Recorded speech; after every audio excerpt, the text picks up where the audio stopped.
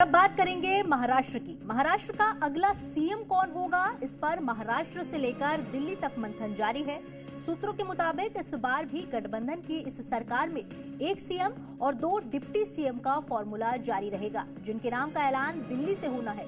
इस बीच खबर है कि आरएसएस महाराष्ट्र के लिए किसी नए चेहरे को मौका देना चाहता है और इसके लिए संघ प्रमुख मोहन भागवत के भी दिल्ली आने की खबर है।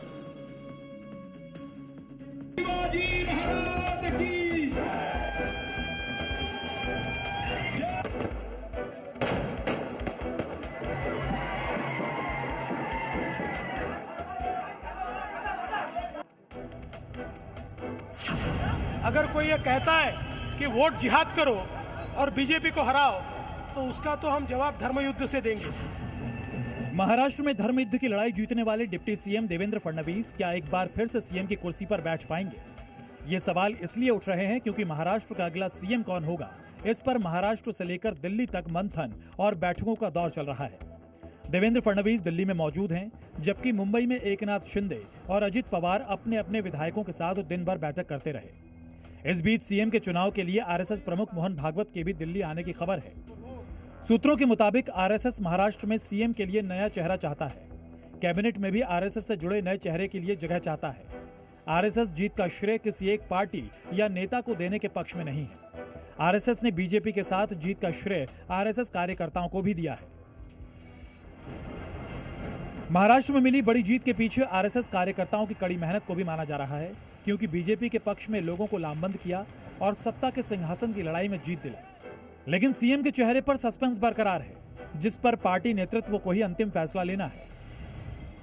तीनों पार्टियों के नेता मिलकर केंद्र के हमारे वरिष्ठ नेतृत्व जो है, माननीय प्रधानमंत्री जी है, अमित भाई है, हमारे नड्डा जी है, हमारा केंद्रीय एक पार्लियामेंट में ग्रुप होता है, उसमें सारी चर्चा होगी।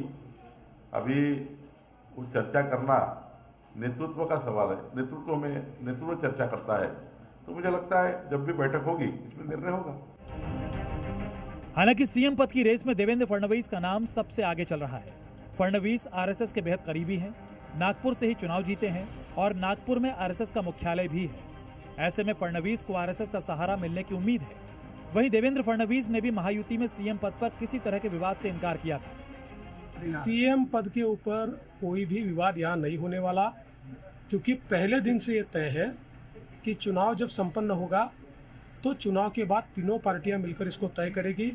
हमारे नेता आदरणीय होम मिनिस्टर साहब ने प्रेस कॉन्फ्रेंस में ये बहुत स्पष्ट शब्दों में बताया है कि चुनाव के बाद तीनों पार्टियां बैठेगी और इसका निर्णय करेगी।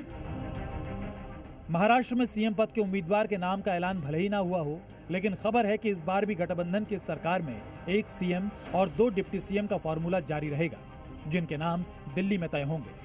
मुंबई से अंकुर त्यागी और उर्वशी खोना के साथ ब्यूरो रिपोर्ट, जी मीडिया।